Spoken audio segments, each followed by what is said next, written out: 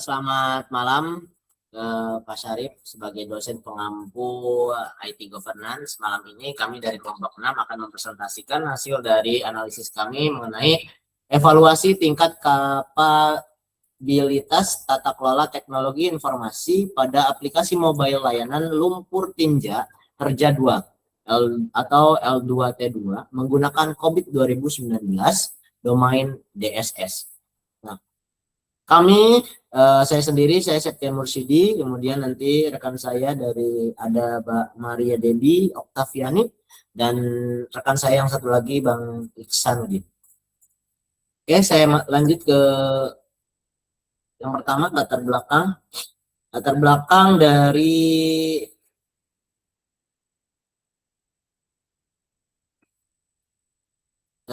dari penelitian ini, yaitu bahwa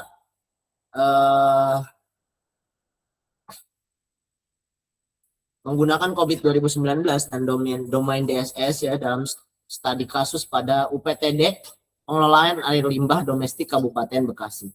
Penelitian ini berangkat dari sebuah aplikasi layanan publik yang nyata dan sudah beroperasi, L2T2, yang saya tampilkan ilustrasi antar mukanya di sisi layar. Mana antar mukanya? Ini ya. Antar mukanya di sisi layar.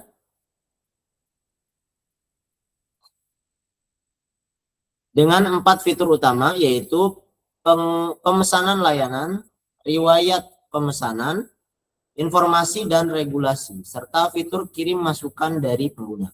Yang menjadi pertanyaan besar dalam penelitian ini bukan apakah aplikasi ini berjalan atau tidak, karena faktanya aplikasi ini sudah melayani masyarakat sejak tahun 2022, melainkan seberapa matang tata kelola teknologi informasi ini di balik operasional aplikasi tersebut.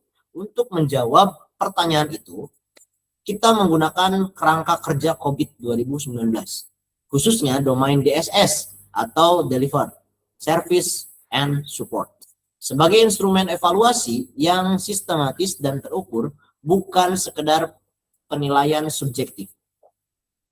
Penelitian ini kami susun di bawah program studi Sistem Informasi Fakultas Teknologi Informasi Universitas Nusa Mandiri. Selanjutnya, izinkan kami memaparkan latar belakang yang mendasari penelitian ini.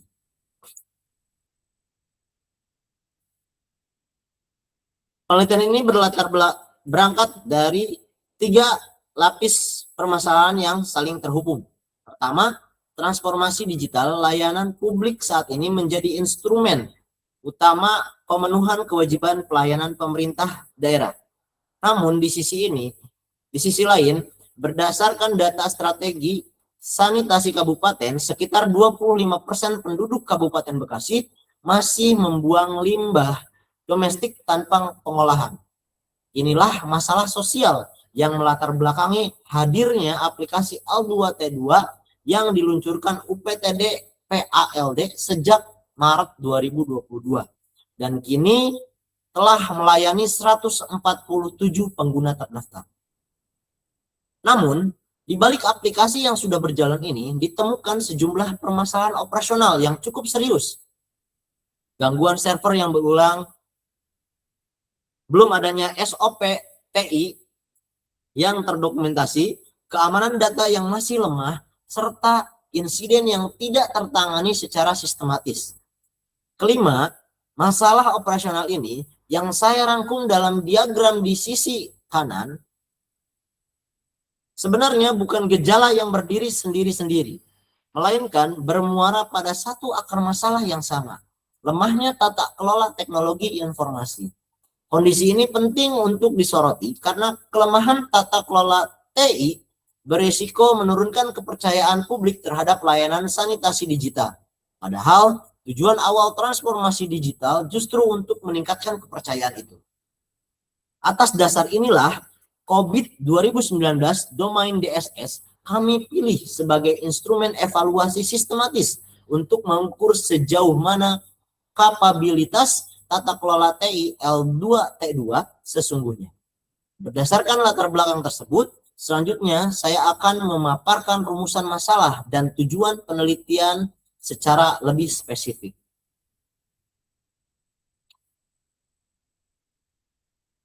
Berdasarkan latar belakang yang telah saya sampaikan, penelitian ini menyusun 4 rumusan masalah yang saling berjenjang. Dan masalah-masalah dijawab oleh satu tujuan khusus yang sepadan. Pertama, terkait kondisi tata kelola TI, bagaimana kondisi tata kelola TI pada L2T2 bisa ditinjau dari domain DSS COVID 2019. Tujuannya adalah mengevaluasi kapabilitas tata kelola TI L2T2 menggunakan kerangka tersebut. Kedua, terkait pengukuran beberapa tingkat kapabilitas level pada masing-masing subdomain DSS.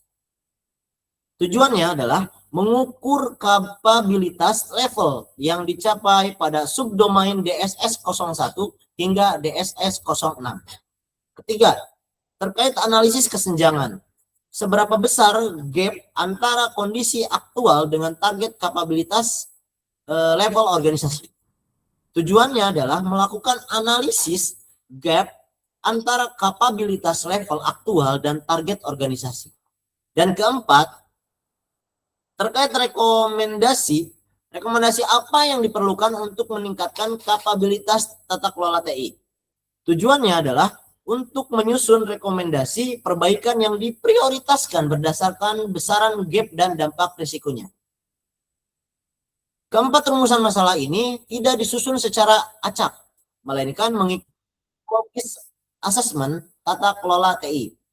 Mulai dari kondisi existing, pengukuran kuantitatif, identifikasi kesenjangan, hingga rekomendasi perbaikan. Struktur inilah yang akan menjadi kerangka acuan sepanjang pemaparan hasil penelitian kami. Sebelum masuk ke hasil, saya akan terlebih dahulu menjelaskan mengenai COVID 2019 dipilih sebagai kerangka kerja evaluasi dibandingkan framework tata kelola TI lainnya.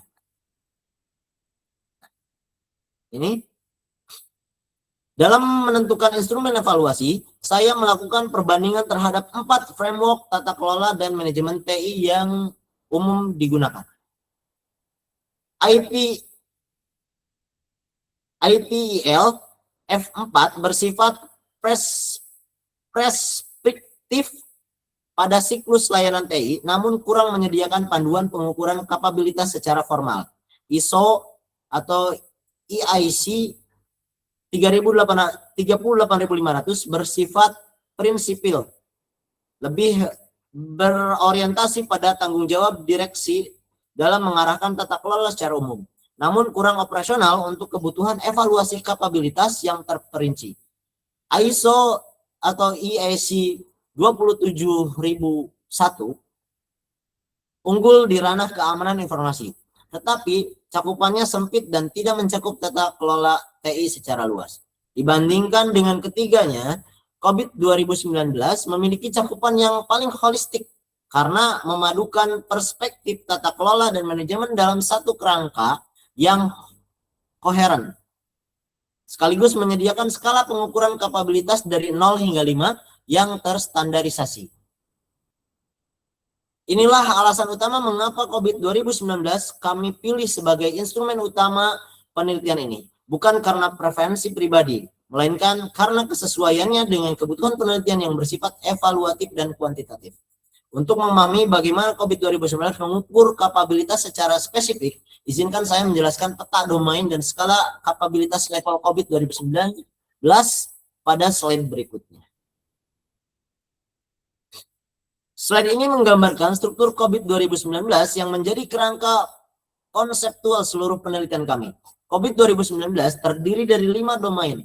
Satu domain governance, yaitu EDM, evaluate, direct, monitor, yang menjadi tanggung jawab pemimpin tertinggi organisasi dalam mengarahkan dan mengawasi tata kelola TI secara keseluruhan. Serta 4 domain manajemen, yaitu APO untuk perencanaan strategi, BAI untuk pembangunan solusi DSS untuk operasional dan dukungan layanan harian, dan MIA untuk pengawasan kinerja. Dari kelima domain ini, penelitian kami berfokus pada domain DSS, Deliver Service and Support, karena domain inilah yang paling relevan dengan permasalahan operasional harian yang kami temukan di lapangan, seperti gangguan server dan penanganan insiden. Di bagian bawah slide, saya tampilkan skala kapabilitas level COVID 2019 mulai dari level 0 sampai level 0 atau incomplete proses, di mana proses tidak berjalan atau gagal mencapai tujuan, hingga level 5 atau optimize proses, di mana proses tersebut disempurnakan secara berkelanjutan. Perlu saya tegaskan bahwa skala ini bersifat kumulatif. Untuk mencapai level 2, sebuah proses harus terlebih dahulu memenuhi seluruh kriteria level 1 secara utuh.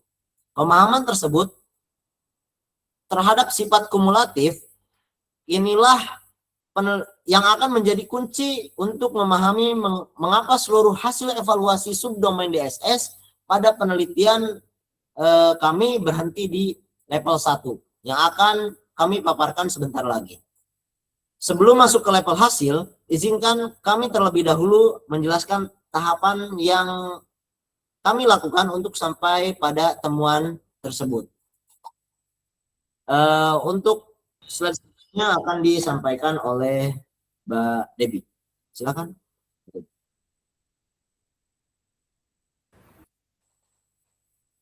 Yuk, yang lanjutkan saya, Pak Septian. Oh iya, saya akan silakan. lanjutkan.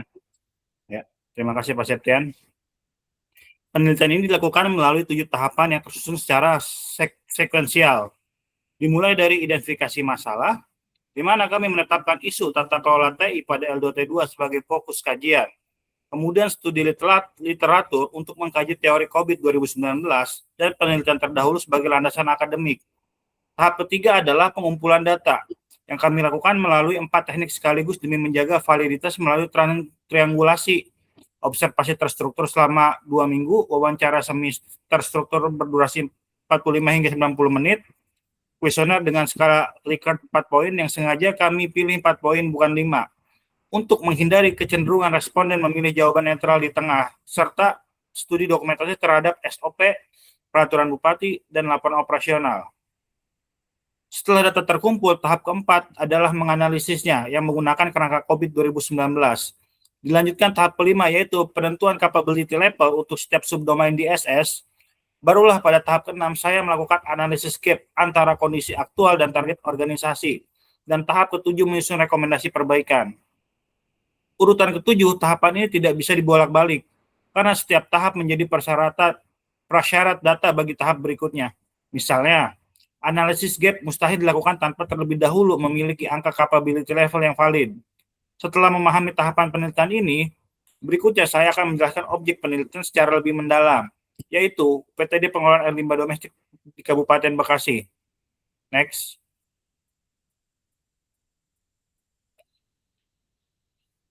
Objek penelitian ini adalah UPTD pengelolaan air limbah domestik atau UPTD PALD, yang merupakan unit teknis di bawah Dinas Cipta Karya dan Tata Ruang Kabupaten Bekasi, dibentuk berdasarkan Peraturan Bupati Nomor 21 Tahun 2020. UPTD PALD mengelola instalasi pengolahan lumpur tinja di Desa Mukiwari, Kecamatan Cibitung, dengan kapasitas 18.748 meter kubik per tahun.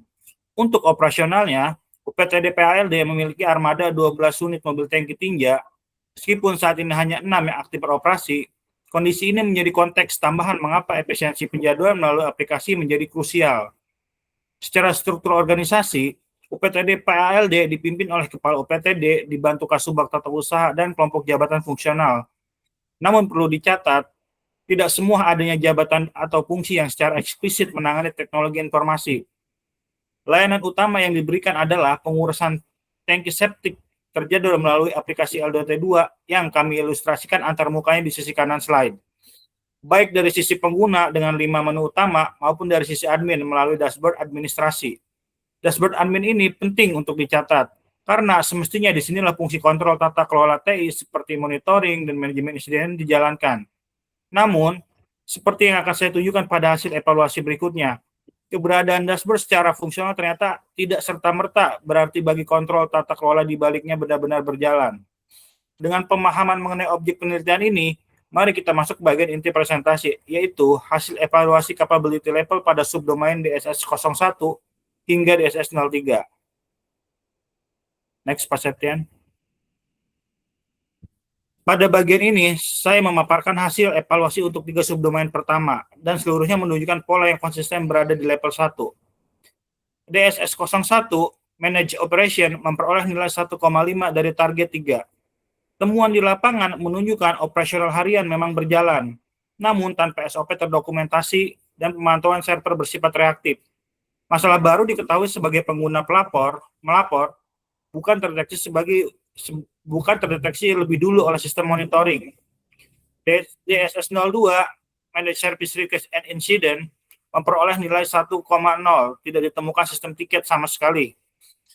Penanganan permintaan dan insiden dilakukan melalui WhatsApp atau telepon pribadi tanpa kategori prioritas maupun SLA yang ditetapkan. DSS 03, Manage Problem, juga memperoleh nilai 1,0, tidak ada manajemen masalah formal, tidak ada database non-error, dan tidak ada investigasi akar masalah atau root cause analysis ketika suatu masalah terjadi berulang. Nilai-nilai ini kami peroleh melalui triangulasi data kuesioner, wawancara, observasi, dan dokumentasi yang kemudian dipetakan ke indikator proses dalam proses asesmen model COVID 2019. Pola yang konsisten dari ketiga subdomain ini adalah ketergantungan pada respon reaktif dan informal. Organisasi mengandalkan pengetahuan personal pegawai, bukan proses institusional yang terdokumentasi. Selanjutnya, saya akan melengkapi pemaparan hasil evaluasi 3 subdomain terakhir, yaitu DSS 04 hingga DSS 06.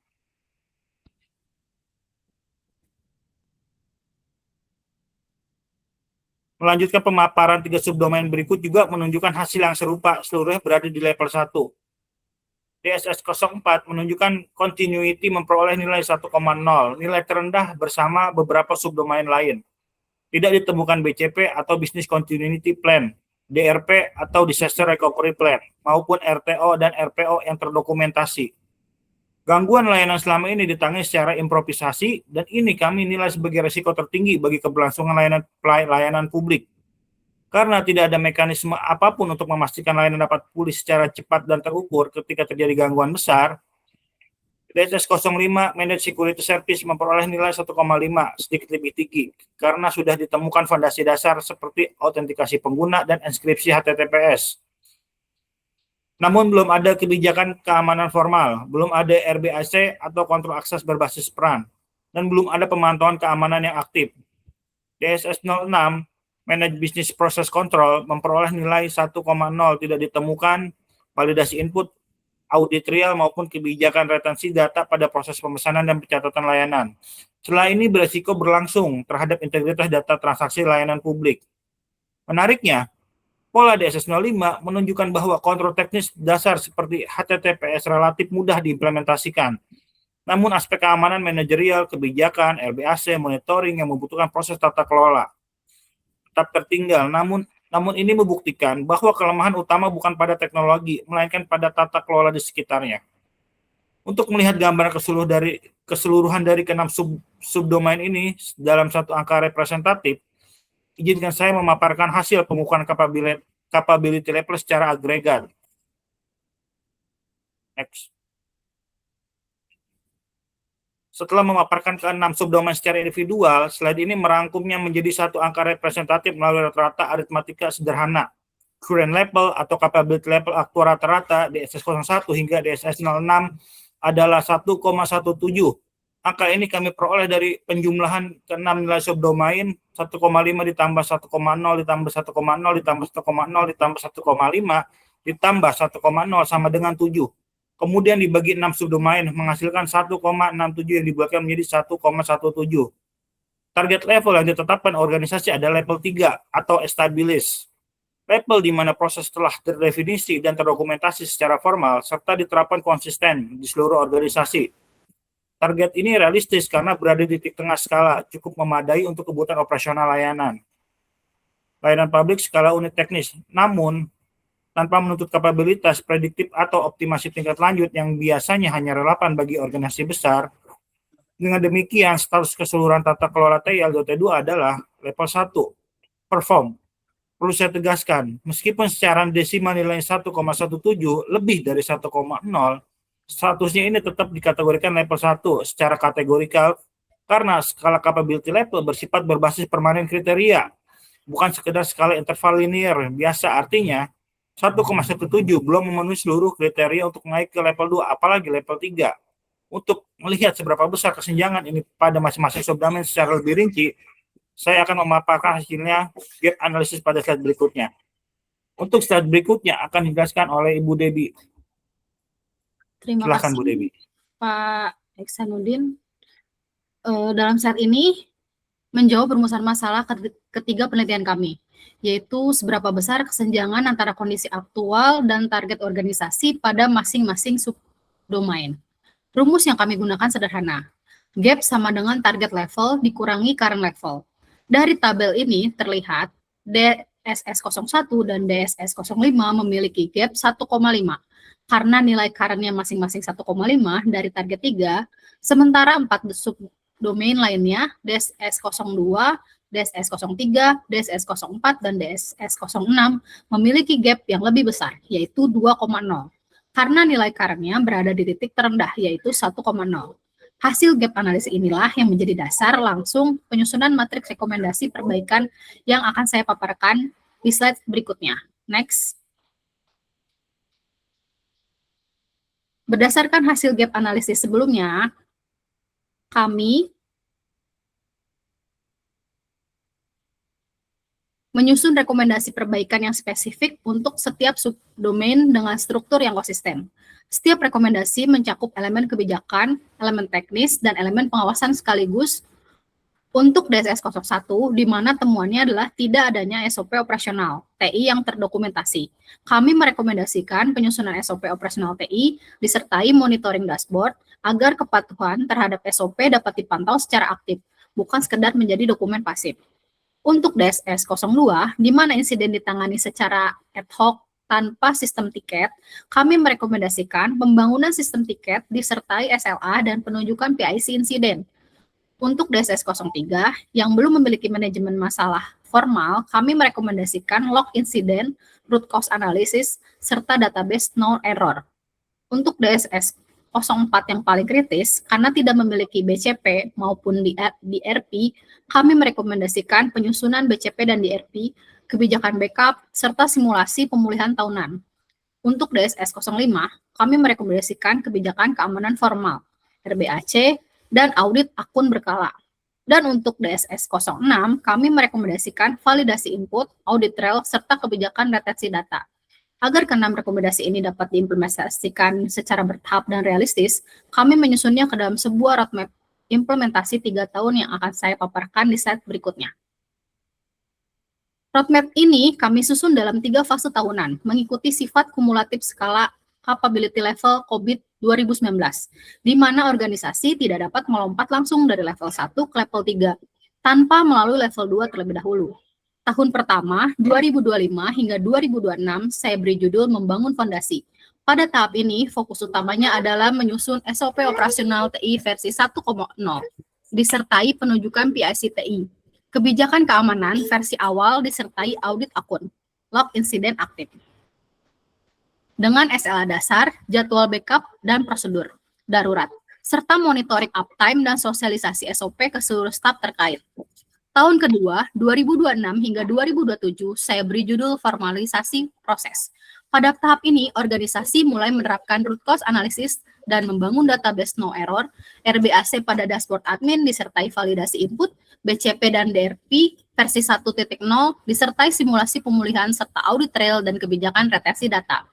Tahun ketiga, 2027 hingga 2028, saya beri judul standarisasi dan evaluasi. Pada tahap ini, seluruh SOP dan kebijakan direvisi menjadi versi 2.0. Dilakukan evaluasi ulang capability level dengan target mencapai level 3. serta disusun roadmap strategis TI lanjutan untuk periode 2028 hingga 2031, menandakan bahwa perbaikan tata kelola TI bukan aktivitas satu kali, melainkan siklus berkelanjutan. Dengan roadmap ini, proyeksi kenaikan level adalah dari level 1 saat ini menuju level 2 sekitar tahun 2027 hingga mencapai target level 3 pada tahun 2028. Next. Sebagai penutup, kami rangkum hasil penelitian ini melalui 3 angka kunci. Capability level rata-rata L2T2 saat ini adalah 1,17 dari target organisasi di level 3 dan establish dengan gap rata-rata sebesar 1,83 dihitung dari 3 dikurangi 1,17. Ada 4 poin kesimpulan yang ingin kami tegaskan. Pertama, kondisi tata kelola T1 L2T2 masih sangat bergantung pada praktik informal dan pengetahuan personal pegawai. Belum ada SOP terdokumentasi maupun fungsi TI yang dedicated menangani hal ini. Kedua, seluruh subdomain DSS 01 hingga DSS 06 berada pada level 1 atau perform dengan nilai berkisar 1,0 hingga 1,5 dan rata-rata keseluruhan 1,17. Ketiga, gap rata-rata terdapat target level 3 adalah 1,83. Dengan gap tersebut sebesar 2,0 terjadi pada DSS 02, DSS 03, DSS 04, dan DSS 06. Dan keempat, rekomendasi perbaikan telah kami susun dalam roadmap 3 tahun yang diprioritaskan berdasarkan besaran gap dan resikonya terhadap pelayanan publik. Penelitian ini menegaskan sebuah prinsip penting dalam tata kelola TI. Keberadaan aplikasi yang berfungsi baik secara teknis tidak serta-merta berarti tata kelola di baliknya sudah matang. L2T2 telah berhasil melayani 147 pengguna secara fungsional. Namun proses tata kelola di baliknya masih memerlukan pembenahan sistematis. Selanjutnya untuk penutup saya kembalikan ke Pak Septian selaku Ketua Kelompok.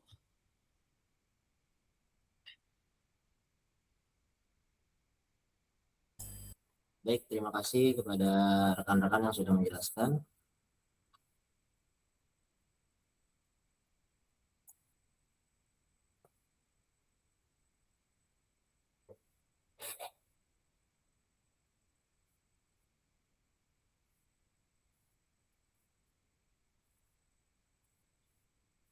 Demikian informasi presentasi kami yang sudah kami sampaikan. Jadi mudah-mudahan apa yang sudah kami sampaikan ini menjadi informasi bagi kami dan dapat membangun pengetahuan kami terhadap IT government. Terima kasih. Wassalamualaikum warahmatullahi wabarakatuh. Waalaikumsalam.